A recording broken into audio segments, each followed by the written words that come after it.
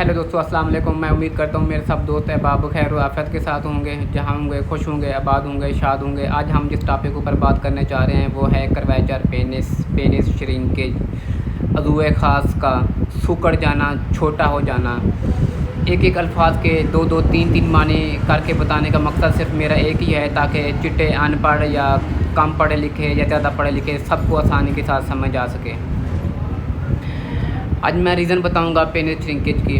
बहुत सारे लोगों की सोच है ये एक मजाक है, पेनिस कैसे श्रिंक होता है, कैसे सुकड़ता है। मैं इस वीडियो में चंद एक मोटी बताने की कोशिश करूंगा, आगे आपने खुद ही समझ लेना है। टाइम की किल्लत की वजह से मैं आपको सिर्फ मोटा ही बताने की कोशिश कर रहा हूँ। जो पेनिस श्रिंकेज की आपके अज़ुए ख़ास की आपके नफ्स के जो सुकड़ों की जो सबसे पहला रीज़न है वो है आपकी बढ़ती हुई उम्र, एजिंग। जब आपकी एज 45-50 प्लस जब आपकी एज होती है, जो आपके मेंटली कुछ हार्मोन नीचे आना शुरू हो जाते हैं, मतलब आपके सेक्स करने की ख्वाहिशात, जज्बात कम होना शुरू हो जाते हैं, जिसकी वजह से आप सेक्स 7-7, 8-8, 9-9, 10 महीने तक आप सेक्स ही नहीं करते, जिसकी वजह से आपके पेनिस की जो नर्व होती हैं, जिनको नसें, रगें, नलियाँ जिनको कहते हैं, उनके अंदर प्लेट भी नहीं समझ आएगी, यानी कि गंदगी, मैल इकट्ठा होना शुरू हो जाता है, जिसकी वजह से वो ऐसा नलियाँ बंद होना शुरू हो जाती हैं। क्यों? आपका पेनिस तो अरेक्ट हुआ नहीं है, उसके अंदर ब्लड तो गया नहीं है, एक ही दफ़ा गया था तो फिर वापस आ गया था, तो साफ ज़रे यानी कि जंग तो लगनी थी आपकी नलियों में, वो फिर ऐसा बंद होना शुरू हो जाती हैं, जिसके साथ आपका पेनिस ऐसा श्रिंक होना शुरू हो जाता है, ऐसा सुकड़ना शुरू हो जाता है। एक चीज़ याद रखनी है, ये लाजमी नहीं है आपकी ज़्यादा उम्र में भी आपका पेनिस श्रिंक हो सकता है, सुकड़ सकता है। ये छोटे उम्र के लड़कों को भी मैंने देखे हैं पेनिस श्रिंकेज। जो सबसे दूसरा बड़ा रीज़न है पेनिस श्रिंकेज का वो है आपका बॉडी ओवरवेट, आपका मोटापा। जब आपको मोटापा आता है तो आपके पेनिस के इर्द गिर्द फैट, चर्बी, गोश्त आना शुरू हो जाता है। मतलब ये आपका पेनिस था, ये आपका पेनिस था, ये आपका फैट आ गया, पेनिस आपका यहाँ तक रह गया। उसके बाद जब और थोड़ा सा मोटापा आता है तो ये जो आपका प्राइवेट पार्ट है, जहाँ से आप बाल साफ़ करते हो, ये पेनिस सॉकेट होता है, ये अंदर की तरफ खींचा चला जाता है, साथ आपका पेनिस भी अंदर की तरफ खींचा चला जाता है।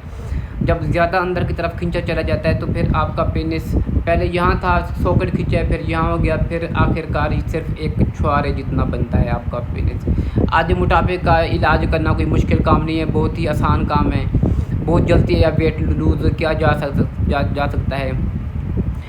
तीसरा बड़ा रीज़न है आपके प्रोस्टेट से जुड़ी कुछ बीमारियाँ। प्रोस्टेट हमारे अंदर एक कुदरत ने एक सिस्टम बनाया जो हमारा वाइट फ्लूइड पैदा करता है, उसके साथ जुड़ी बीमारियाँ भी मुख्तलिफ़ किस्म की है। जैसे आपने ट्यूमर की सर्जरी करवाई है या दूध की सर्जरी करवाई है, इसमें भी तकरीबन मैंने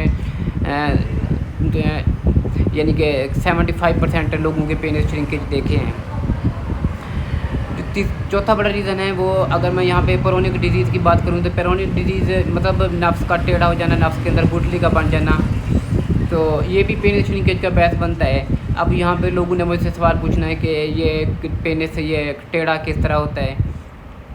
ये देखो, पेनिस के टेढ़े हो जाने के भी बहुत सारे कई रीज़न हो सकते हैं। जैसे मसलन आप रात को अपनी पार्टनर के साथ आप सेक्स कर रहे थे, तो आप तो अपना पेनिस यानी कि विजाना के अंदर आप स्ट्रोक मारना चाह रहे थे, आपका स्ट्रोक विजाना के अंदर जाने के बजाय कहीं और जगह पे आगे पीछे इधर उधर लग गया, जिसकी वजह से आपके पेनिस में इंजरी होती है। अगर तो इंजरी यहाँ पे हो तो यहाँ पे पुलाइट कटा हो जाता है। कुछ लोगों का पेनिस ऊपर की तरफ मुड़ जाता है, किसी का पेनिस नीचे की तरफ मुड़ जाता है, किसी का सेंटर कार्पोरल मसल लीक हो जाता है, तो किसी का यहाँ पे यानी कि रूट वाली जगह पे यानी कि इंजरी आ जाती है। ये फिर इरेक्टाइल डिस्फंक्शन की तरफ जाती है। या आप नीचे लेटे हो, आपकी पार्टनर का वेट ज़्यादा होने की वजह से आप ऊपर, आपकी पार्टनर का वेट ज़्यादा होने की वजह से आपने स्ट्रोक मारा है, कोई इधर उधर यानी कि या ऊपर गिर गई है, यानी कि जिसकी वजह से आपके पेनिस के को चोट लगी, यानी कि ऐसे जैसे लगी है, यहाँ भी ये फिर इरेक्टाइल डिस्फंक्शन की तरफ जाता है। ये भी पेनिस श्रिंकेज का बायस बनती है। देखो अगर यहाँ पे आपको इंजरी हुई है आपके पेनिस में, आपका पेनिस फिर ऐसे हो जाएगा। यहाँ तक तो आपका ब्लड ठीक आएगा, आपका पेनिस सही इरेक्ट होगा, लेकिन जो आगे वाला हिस्सा है, जो ये आगे वाला, यहाँ तक ब्लड की सर्कुलेशन नहीं हो पाती, जिस वजह से ये ऐसा ऐसा पेनिस श्रिंक होना शुरू हो जाता है। या आपको गेंद बल्ला खेलते हुए आपको बॉल लग गई है पेनिस के ऊपर, ये इंटरनल चोट लगती है, एक्सटर्नल बहुत कम ही लगती है, जो वक्ती तौर पे आपको कुछ पता नहीं चलता, लेकिन बाद में ऐसा ऐसा इनके रिज़ल्ट आना शुरू हो जाते हैं। ऐसा ऐसा आपका पेनिस श्रिंक होना, सिकुड़ना शुरू हो जाता है, श्रिंक होना शुरू हो जाता है। अगर यहाँ पे मैं मोस्टनी की बात करूँ, मास्टरबेशन की बात करूँ, तो इसमें भी बहुत सारी, अगर आप मोस्टनी को ऑब्सेसिवली करते हो, यानी कि सुबह दोपहर शाम दिन में 3-3 4-4 5-5 बार करते हो, यानी कि जब टाइम पे ले करते हो, या प्रोन मास्टरबेशन जो सबसे ख़तरनाक तरीका है, उल्टे होकर मोस्टनी करते हो, यानी कि आपका ये पेनिस होता है, आप उल्टे पड़े होते हो तो स्ट्रोक मारते हो, इसके साथ भी आपके पेनिस के अंदर इंजरी आती है, जिसके साथ भी आपका पेनिस श्रिंक होता है, सिकुड़ता है। जो तीसरे नंबर, अगर यहाँ पे मैं, हाँ, अगर आपका कहीं एक्सीडेंट हुआ है, कहीं चोट लगी है, कोई सर्जरी करवाई है, आपके पेनिस को चोट लगी है, इंटरनल चोट लगी है, जिसके साथ आपको पेन हुई है, फिर भी आपका पेनिस श्रिंक हो सकता है। अच्छा, एक चीज़ का आपने ध्यान रखना है यहाँ पे, अगर तो आपका पेनिस 10 से 15 तक अगर आपका पेनिस टेढ़ा है, आपको सेक्स परफॉर्मेंस करते हुए किसी किस्म की कोई प्रॉब्लम नहीं है, तो वो एक नॉर्मल केस की तरफ जाता है, कोई घबराने वाली ज़रूरत नहीं है। हाँ, आपका पेनिस अगर 70% तक आपका पेनिस टेढ़ा हो गया, इंटरकोर्स करते हुए आपको तकलीफ होती है, आपका पेनिस इरेक्ट होता है, आपको तकलीफ होती है, आप सेक्स करने के बाद आपको तकलीफ होती है, फिर आपको मसला है, फिर इसका आपको लाजमी जल्द से जल्द इलाज करवाना चाहिए। जितना जल्दी इलाज करवाओगे उतनी ही जल्दी बेहतर रहोगे। अगर इलाज में आप लेट करोगे तो उतना ही आप नुकसान उठाओगे।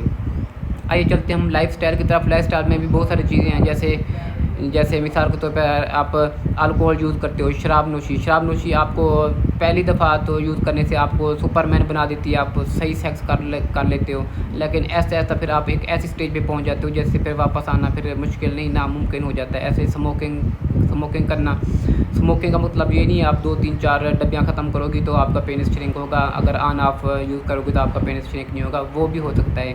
ऐसे हाइजीन का ख्याल ना करना, दांत का साफ़ ना करना, उसके बाद प्राइवेट पार्ट से, हाइजीन का मतलब समझ गए होगा, प्राइवेट पार्ट से बाल साफ़ ना करना, ये भी पेनिस श्रिंकेज का बायस बनता है। या अगर मेंटली बात करूँ तो हर टाइम तो सोचते रहना, यार मेरा तो अपने दोस्तों की निस्बत, यार मेरी तो पेनिस की लेंथ बहुत छोटी है, यार मैं तो नहर पे, मैं तो ट्यूबवेल पे नहा नहीं सकता, मेरे दोस्त देखेंगे तो मुझे शर्मिंदगी होगी।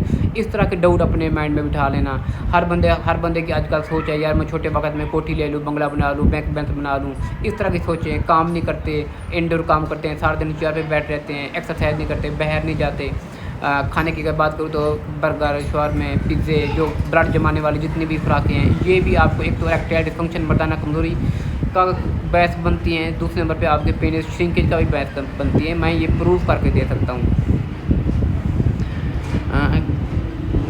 तब तक वीडियो बड़ी होगी, तब तक के लिए इतना अपना ख्याल रखना। अगर मेरे किसी दोस्त को पेनिस की लेंथ के गिर्थ के प्रॉब्लम का कोई भी मसला है तो मेरे साथ शेयर कर सकता है, तो मैं अपने दोस्त की ज़रूर हेल्प करूँगा। अगर आप इलाज करवाना चाहो तो मैं अपना नंबर शेयर कर देता हूँ 030227257666। तब तक के लिए इतना अपना ख्याल रखना, मुझे अपनी दुआओं में याद रखना। मज़ीद कुछ पूछना हो तो मुझसे ज़रूर पूछ सकते हो। अल्लाह हाफ़िज़।